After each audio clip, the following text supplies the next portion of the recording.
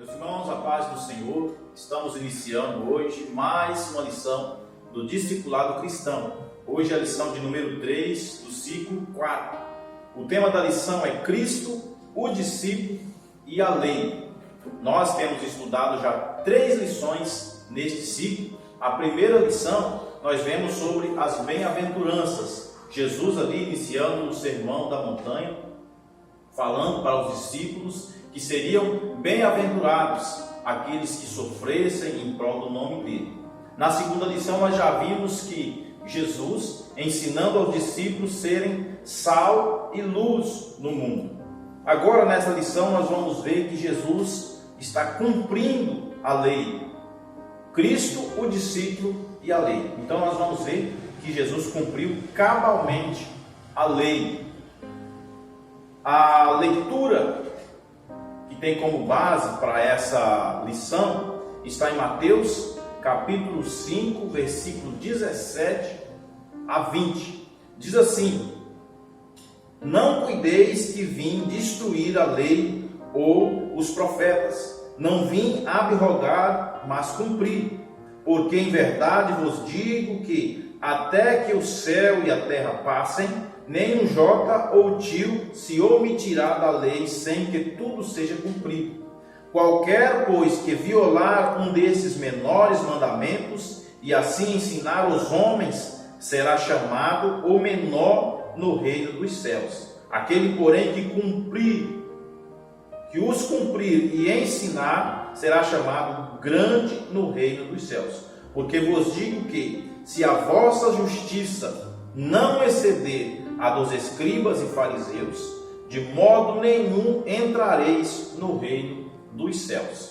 Para a meditação, nesta lição, está escrito: porque o fim da lei é Cristo, para a justiça de todo aquele que nele crê. Então nós vamos aqui aprender que Jesus, dizendo para os discípulos que ele não veio descumprir a lei, pelo contrário, ele veio cumprir cabalmente a lei. Porque ele está dizendo que se a justiça dos discípulos, que os discípulos pregassem, não excedesse a que os escribas e fariseus pregavam, de modo nenhum entraria no reino de Deus. Então, Jesus, ele viu que os fariseus, o sistema na época, pregava uma coisa que não vivia. E Jesus, ele veio pregando a lei, cumprindo a lei e praticando ela e ensinando os seus discípulos a praticá-la também. Para comentar essa lição, meus irmãos, temos a presença do professor aqui da série, diácono, irmão Junei. A paz do Senhor, irmão Junei. A paz do Senhor. Quero cumprimentar também todos os ouvintes, em especial os irmãos do grupo Novo Viver, da nossa cidade, da nossa igreja. Aleluia.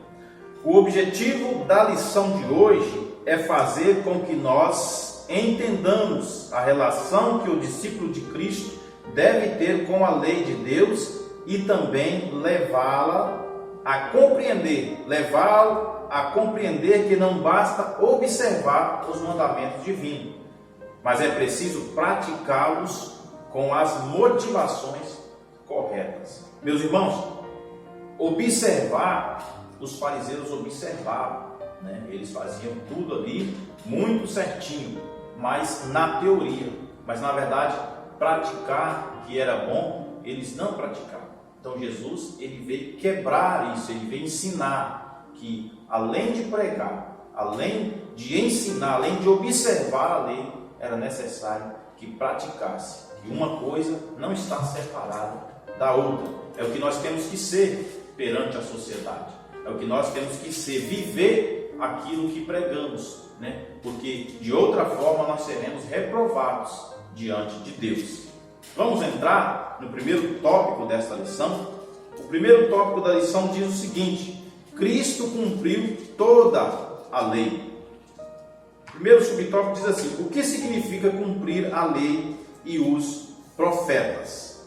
Irmão Junei, nós vimos que Jesus, ensinando os discípulos, dizendo que ele veio para cumprir os mandamentos da lei, coisa que os fariseus não estavam fazendo. nós vemos que Cristo, quando a lição fala Cristo cumpriu toda a lei, Cristo cumpriu ela a risco.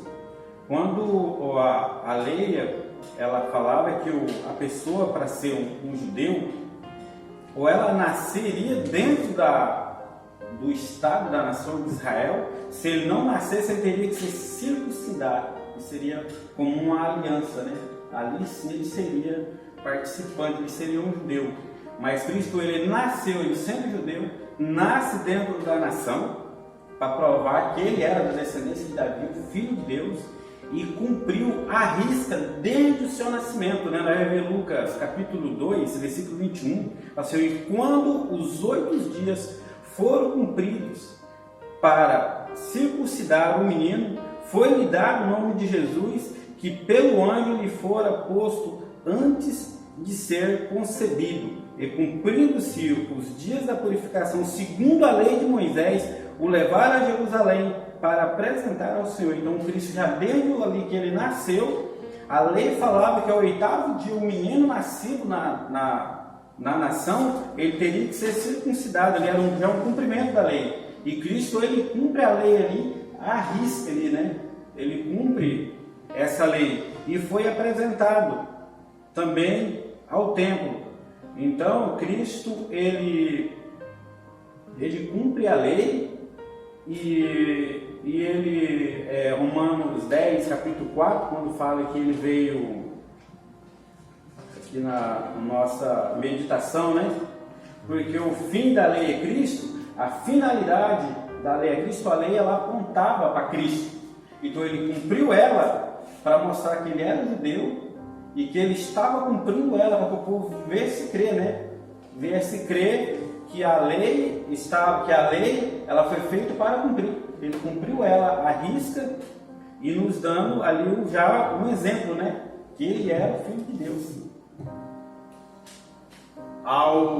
No Sermão da Montanha ali, quando Jesus ensinando os discípulos, está escrito aqui na nossa lição o seguinte, ó: no Sermão da Montanha era natural que muitos dos seus ouvintes o vissem como um revolucionário religioso, como alguém que queria destruir a lei e os profetas, isto é, que queria romper com todo o Antigo Testamento.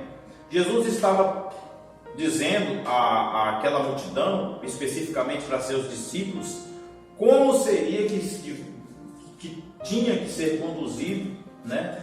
Como seria quem se dispusesse a seguir a Cristo teria que ter uma mudança de vida. Por quê? Os fariseus pregavam, eles até observavam a lei, só que eles não viviam. É o que nós vemos aqui em Mateus, no capítulo 23, Jesus dizendo o seguinte, ele afirmando que não veio para descumprir a lei. Olha o que Jesus está dizendo em Mateus 23, em alguns versículos.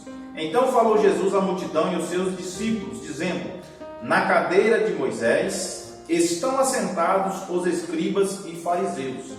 No versículo 3, observai, pois, e praticai tudo o que vos disserem, mas não procedais em conformidade com as suas obras, porque dizem e não praticam, pois atam fardos pesados e difíceis de suportar, e os põem sobre os ombros dos homens, eles, porém, nem com o dedo querem movê-los. Jesus está dizendo o seguinte: observai e praticai tudo o que os fariseus vos ensinam, porque eles dizem para fazer, então vocês fazem, pratiquem. Agora, não siga o que eles praticam, porque eles só ensinam, mas não praticam. Eles colocam fardo em vossos ombros, fardo tão pesado que nem eles querem, nem que com um dedo mover. Então o que Jesus veio é mudar a forma de ver a lei. Os fariseus, eles pregavam, observavam, eram religiosos, né? Tinham os cultos nos períodos ali do dia, consagrava, jejuava, porém a prática era totalmente diferente daquilo que eles ensinavam. Então foi o que Jesus chegou, né? E teve uma mudança. Por isso que de imediato eles não gostaram de Jesus, procuraram matar. Nós vamos ver, seguindo essa leitura aqui de Mateus, porque Jesus veio para revolucionar aquilo que eles estavam ensinando, porém na prática era totalmente diferente do que eles ensinavam.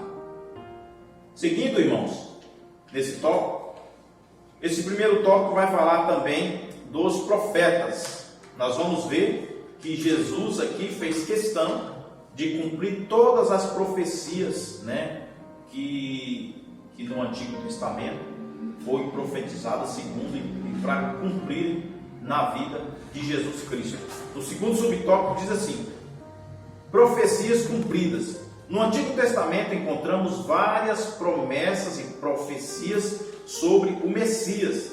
Em o Novo Testamento vemos o Messias Jesus cumprindo cada uma delas. Irmão Judei, Jesus, ele cumpriu cada uma das profecias que no Velho Testamento profetizavam a respeito da vinda de Jesus Cristo.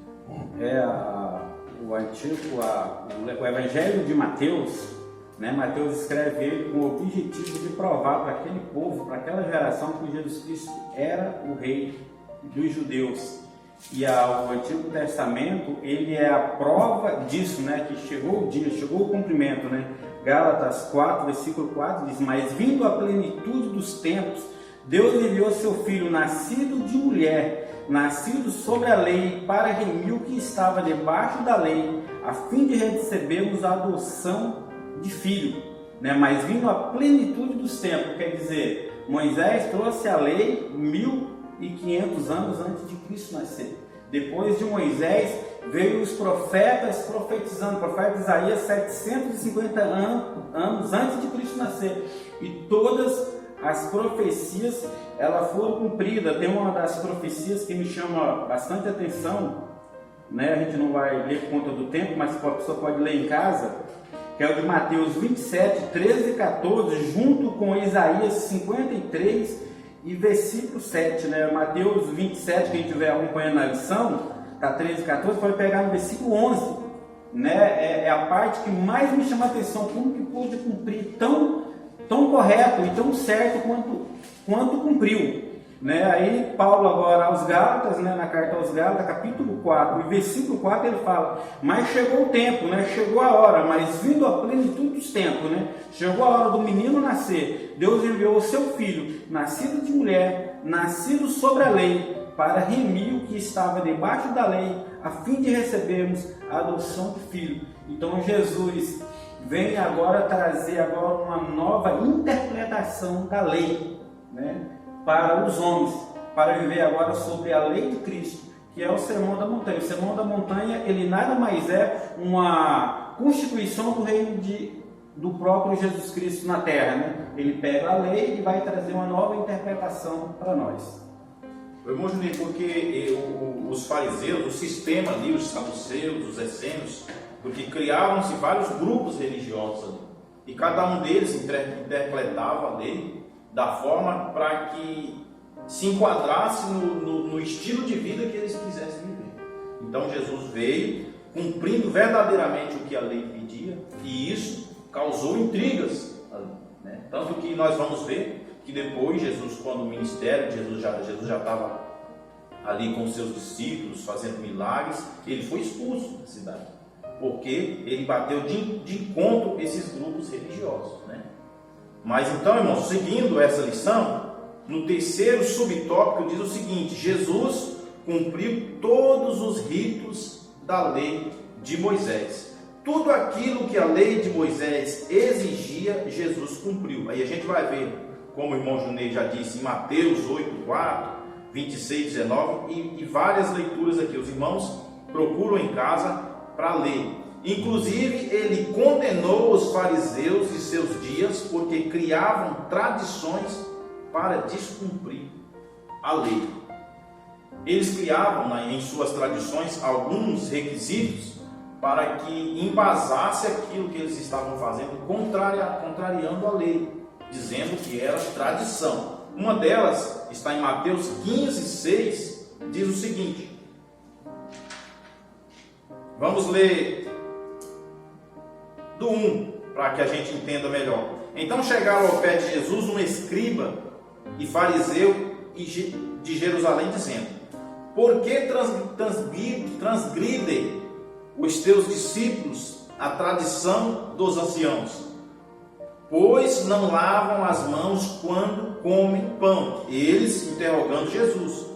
Ele, porém, Jesus respondendo, disse-lhes: por que transgrides vós também o mandamento de Deus pela vossa tradição? Porque Deus ordenou, dizendo: honra teu pai e a tua mãe. Quem maldisser ao teu pai e à tua mãe, que morra de morte.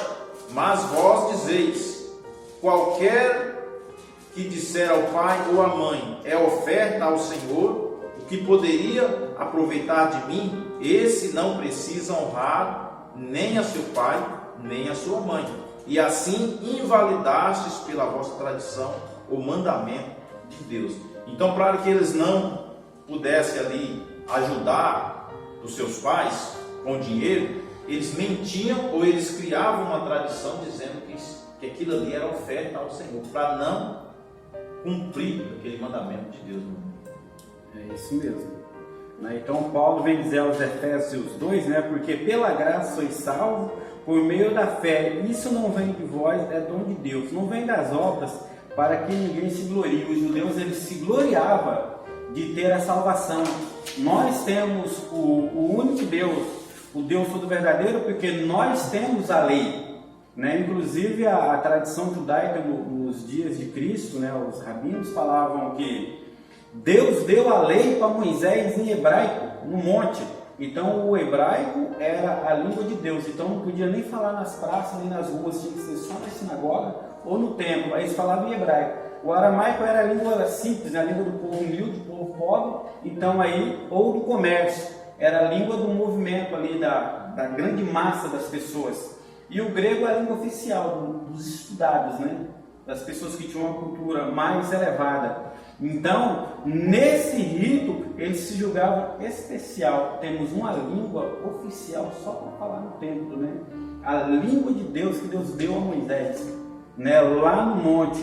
E pelas essas obras da lei, com esse movimento, ele se julgava sendo salvo. Então, Cristo veio ali agora e quebrou isso, trazendo uma nova interpretação. E Paulo vem dizer agora: pela graça sois salvos. Não é pelas obras, vocês não podem se gloriar que são salvos porque vocês têm a lei de Deus.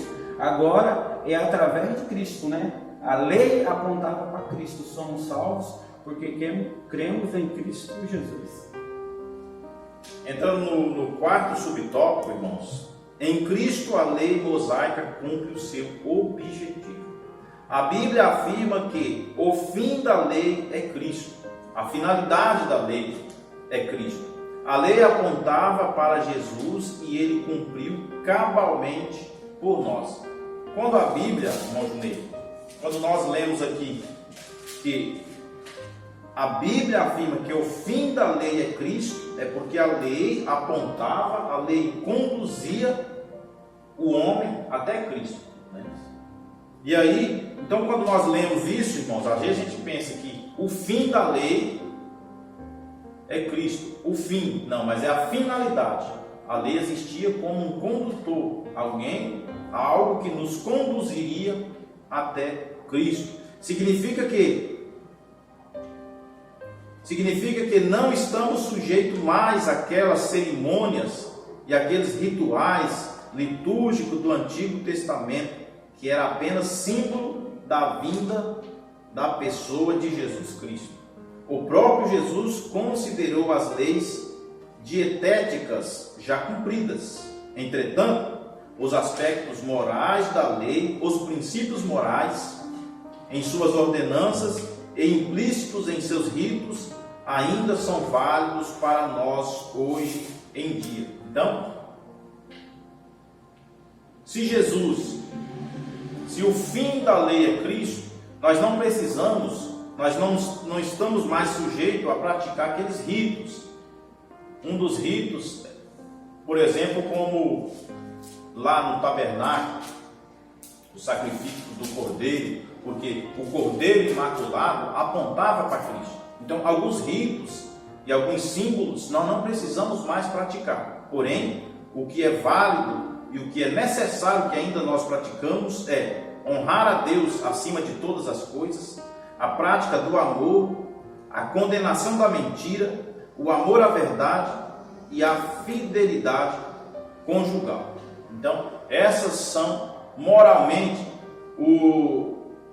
os símbolos que nós temos que ainda praticar. Símbolos morais do povo de Deus, de quem agora é filho de Deus. Agora, aquelas práticas, aqueles rituais, a gente já não estamos mais debaixo ou sujeito a essas práticas. Hebreus, o escritor aos Hebreus no capítulo 10, ele deixa isso bem claro, né? Ele diz assim: porque tendo a lei a sombra dos bens futuros e não a imagem exata das coisas, nunca pelos mesmos sacrifícios que continuamente se oferece cada ano, pode aperfeiçoar os que a ele se chegam. De outra maneira, teríamos deixado de se oferecer, porque purificando uma vez, os ministrantes nunca mais teriam consciência de pecado. Nesse sacrifício, porém, cada ano se faz comemoração dos pecados, porque é impossível que o sangue dos touros e dos bodes tire pecado. Pelo que, entrando no mundo, diz: sacrifícios e oferta não quiseste, mas corpo me preparaste. Holocausto e orações pelo pecado não se agradaram. Então disse: eis aqui venho, no princípio do livro está escrito de mim, para fazer, ó Deus, a tua vontade. Então, desde o início do livro, né? Desde o início da Bíblia, ou da lei, quando a Bíblia se refere às leis dos profetas, está referindo a maneira que os hebreus, né, os judeus, se referem ao Antigo Testamento, porque eles até hoje não aceitaram ainda o Novo Testamento, né? Então nós chamamos de Bíblia Sagrada o conjunto dos dois testamentos. Eles usam o Primeiro Testamento. Então, desde o início já fala de Cristo, mas era como se fosse uma sombra, né? E Cristo agora é o sacrifício exato, uma vez morto, para sempre, né? Irmãos, vamos entrar no segundo tópico: o perigo de se fazer da letra uma religião mecânica. Subtópico primeiro diz assim: uma religião voltada só para o exterior. Ao contrastar a justiça dos escribas e fariseus com a justiça dos filhos do reino, Jesus deixa claro que esta justiça dos filhos do reino de Deus excede aquela. Mas em que sentido? Em primeiro lugar, no sentido de que a justiça dos escribas e fariseus era preocupada apenas com o exterior. É o que Jesus estava afirmando ali, que o crente deve fazer o que é certo por temor a Deus, não para o homem ver, né, meu bem? Trazendo para os nossos dias de hoje, muitas das vezes, se nós não vigiarmos, nós fazemos muitas coisas esperando aplausos, esperando que vamos ser reconhecidos pelos nossos irmãos ou quem está ao nosso redor. Isso é que Jesus estava pregando, estava falando que não é dessa forma. Os filhos do reino de Deus têm que fazer por temor e por amor. E ele estava mostrando que os fariseus faziam de que forma? De maneira totalmente externa, né? Com as vestimentas muito bonitas e esperando ser aplaudido pelos homens. Quando nós devemos fazer a obra do Senhor, para o Senhor, com temor e amor, porque o galardão vem do céu, né, irmão Juninho? Essa parte também é o problema da lei aqui, é que às vezes, até hoje nos nossos dias, nós temos igrejas montadas voltando tudo aos ritual do Antigo Testamento. Nós temos já um templo, né, de Salomão construído no Brasil. Eles estão pegando todos os rituais antigos, estão procurando as pedras que colocadas no colete do sacerdote, né, na frente, né, vão fazer todo esse sacrifício. E isso anula Cristo, né? Cristo aqui, ele já cumprindo toda a lei, agora não vivemos mais pelas obras, não são só pelas obras, somos salvos pela fé, Não tinha como nós chegar diante de Deus hoje lá no céu e falar assim: Senhor, eu estou aqui. Ele fala assim: cumpriu a lei, meu filho? Cumpriu tudo certinho? Não. Nós não temos nada que possamos fazer por merecer. A lei não tinha condição de nos salvar. Então, igreja nenhuma na terra pode usar a lei para se justificar diante de Deus. É cancelar o sangue de Cristo na cruz do Calvário, né? Então, de Cristo para cá, depois da morte na cruz do Calvário, veio pela fé, veio pela graça, justificado pela fé. É a única maneira de termos comunhão com Deus, um dia morar com Ele na glória. Infelizmente, todos os movimentos doutrinários baseados na lei cancelam o sacrifício de Cristo e a sua salvação estão comprometidas. Verdade. No segundo subtópico, irmãos, uma religião voltada para o orgulho pessoal e o aplauso dos homens. É o que a gente mencionou, né, no assunto passado aqui. Não basta seguir à risca as normas e os mandamentos bíblicos se os obedecemos de forma mecânica e orgulhosa para sermos louvados pelos homens ou achando que somos salvos e abençoados pelas nossas boas ações. Não somos salvos pelas nossas boas obras. Estas são apenas o nosso dever e devem ser também o nosso prazer. Nós não praticamos boas obras para sermos salvos. Nós as praticamos porque somos salvos, né? Isso é o prazer do cristão, praticar boas obras, né? Então, muitas das vezes, que o irmão Junei disse, confunde-se boas obras com um critério de salvação. E muitas religiões pregam as boas obras como uma porta de entrada, vamos dizer assim, para a salvação. E não. Quem pratica boas obras é porque é salvo. Mas você precisa se render aos pés do Senhor para garantir a sua salvação. Terceiro e último subtópico, irmãos, a justiça do reino de Deus. Uma religião do coração. Esse assunto aqui é o que nós vamos entender, que é o que pratica os filhos de Deus. Devemos sobejar em boas obras, mas como consequência da nossa salvação, é o que a gente diz. Como dever natural de filho de Deus, as boas obras. As boas obras também é como expressão real de nossa fé em Cristo. Praticamos boas obras como manifestação da graça divina em nossas vidas. Também como gratidão e louvor por aquilo que Cristo fez por nós. Tudo isso nós fazemos as boas obras em gratidão a Deus, jamais como base para a nossa salvação, né? Então é isso que a gente está dizendo e é isso que a lição de hoje nos traz. As boas obras nunca devem ser feitas como base para a nossa salvação, né? As praticamos porque somos salvos. Vou ler um versículo aqui, 1 Coríntios 10, 31. Porquanto que com mais que bebais ou façais outra e qualquer coisa, fazeis tudo para a glória de Deus.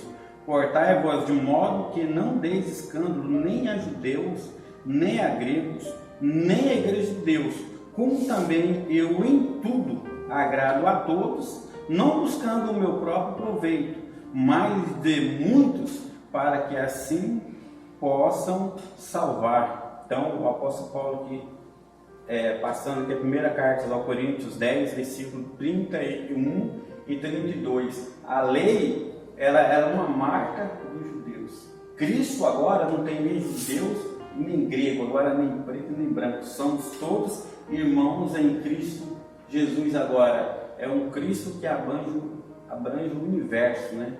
Somos todos irmãos em Cristo. Mais do que observância. Em suma, como lembra o teólogo Donald Stamps, os escribas e fariseus observavam muito as regras, oravam, cantavam, jejuavam, liam as escrituras e frequentavam os cultos nas sinagogas. Porém, eles substituíam as atitudes internas corretas pelas aparências externas. Isso é o que também a gente já mencionou. O risco que o cristão hoje, no mundo moderno, no mundo onde se desfila, né? Hoje a briga é por quem aparenta melhor estar, né? É o que Jesus está dizendo aqui. Os escribas faziam isso, eles praticavam, cultuavam, né? Jejuavam, liam as escrituras, porém fazia por pura aparência e não com sentimento interno de coração, com temor a Deus. É o que Jesus está dizendo aqui. Ele está dizendo que o coração e o espírito, e não somente os atos externos. Jesus, ele quer que nós chegamos até ele para prestar o nosso culto de coração, não para os homens verem, né? Essa nós já leu já várias vezes em Mateus 5:20, quando Jesus chega nessa parte, ele diz: porque eu vos digo que se a vossa justiça não exceder a dos escribas e fariseus, de modo nenhum entrareis no reino dos céus. Jesus está trazendo agora a salvação, mas a religião já tinha. A religião ela já tinha, e a das 5 religiões judaicas, o farisaísmo e os saduceus, eram os que mais observavam a lei a cumprir à risca. Jesus falou assim: vocês acham que os fariseus são salvos? A tua justiça agora vai ter que exceder a deles. Mas Jesus pegou 2 classes. Ele não pegou só a religião, ele pegou os escribas também. Mas quem eram os escribas? Na época de Cristo, há 2000 anos atrás, né? Quando tinha aquele que escrevia, aquele que escreve, era uma pessoa da alta sociedade. Poderia ser um filósofo, um funcionário ali do império, né? Aquela pessoa que sabia escrever era uma pessoa já da alta sociedade, não era todo mundo que sabia escrever. Então ele falou assim: olha, os entendidos, os escribas, aqueles que têm um entendimento mais avançado, um filósofo, quanto aquele religioso que vocês acham que é bom, porque olha em voz alta na rua, a maneira de vocês viver, vocês vão ter que refletir eu em vós, vocês têm que exceder, né? A justiça de vocês, a maneira de vocês, a maneira que vocês vão agir, tem que estar além desse povo. Então a gente vê que não é fácil, porque hoje, com essa epidemia que nós estamos tendo, eu estou vendo no jornal, na CNN, quase todos os dias à noite, em vez de eles chamar um pastor para dar uma palavra de calma para a sociedade, está tendo uma entrevista, eles chamam um filósofo.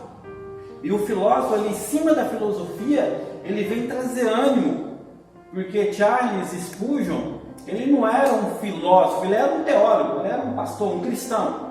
E ele escreveu, e eles usam a escrita dele como se ele fosse um filósofo, que se o homem não observar o passado, o erro que a humanidade já errou, que já aconteceu, provavelmente vai cometer os mesmos erros no futuro. Se nós observar o erro da humanidade, iremos consertar o futuro. Vamos ter um futuro melhor. E isso quem falou não foi filósofo, não foi Aristóteles, não foi Platão. Isso foi um pastor evangélico, né? Isso foi um teólogo. E esse filósofo, ele vem trazer palavras bonitas ali, e eu sempre, né, observo e escuto, eu falo, está errado. Porque a nossa justiça tem que exceder a desse homem, por mais sábio que ele seja, porque nós temos Cristo em nós temos que exceder a justiça dos escribas, dos homens entendidos, sábios, e também dos religiosos, que usam a religião para se promover, para mostrar que é salvo através da lei e dessas observâncias, e vemos que Cristo é a luz que ilumina o mundo. Amém. Irmãos, concluímos essa lição. Que nós possamos, irmãos, avaliar as nossas ações, né, e tudo que nós estivermos fazendo. Mas o primordial é a intenção com que nós fazemos, né? Ele está dizendo o seguinte, ó: não basta fazer o que deve ser feito, é preciso também fazê-las com as motivações corretas. Então, tudo que você estiver fazendo para Deus, faça a pergunta: para quem que eu estou fazendo? É para Deus ou é para as pessoas me veem fazendo. Porque se nós nos perguntarmos, talvez se nós tivermos com a motivação que não condiz com aquela que Cristo nos ensinou hoje, aqui nesta lição, nós possamos recobrarmos e fazermos para Cristo. E Ele tem muito a fazer através da minha e da sua vida, né? Que esta lição possa nos trazer, a partir de hoje, a praticar, a fazer as coisas para Deus, não para os homens, porque Deus certamente cobrará de nós aquilo que nós não entregarmos, não fazermos ao nosso próximo com a intenção sincera, com a intenção de filhos de Deus, porque de outra forma, se for como os fariseus, nós seremos reprovados por Deus. Amém? Alguma consideração, Junei? Eu só ler um versículo aqui de João 1,12, né? Complementando a lição aqui, que fala: a fé em Cristo é o ponto de partida para o cumprimento da lei. Mediante a fé nele, Deus nos torna-se nosso Pai. João 1, versículo 12. Mas a todos quantos receberam, deu-lhe o poder de serem feitos filhos de Deus, ao que crerem em seu nome. Só essas palavras. Aleluia. Meus irmãos, nós agradecemos, né, por você estar aí nos ouvindo, vendo esta gravação, está passando no Facebook, no YouTube. Compartilhe com seus amigos na sua rede social, para que a palavra do Senhor chegue também até essas pessoas que talvez não conheçam a Cristo. Aí onde você está, dobre a tua cabeça, vamos orar ao Senhor, agradecendo a Ele por mais este momento. Senhor nosso Deus e querido Pai, louvamos a Ti, ó Pai querido, por mais essa oportunidade, Senhor. Oportunidade essa, ó Deus, onde nós aprendemos, ó Pai querido, que servir a Ti, ó Pai, requer de nós um esforço, ó Deus, e a motivação, meu Pai querido, que vem do Senhor. Deus abençoa, ó Pai, essa família, meu Deus, nesses dias difíceis que estamos passando, que o Senhor possa, meu Pai querido, confortar a cada coração, ó Deus querido, trazer, ó Deus, paz nas famílias, ó Pai, em meio, ó Deus querido, a essa epidemia, ó Deus. Que o Senhor venha proteger e guardar os seus filhos, ó Pai, para que o Teu nome seja glorificado mais uma vez. É o que te pedimos, ó Pai, e te agradecemos, em nome de Jesus. Deus abençoe, meu irmão. Até a próxima lição, se Deus quiser.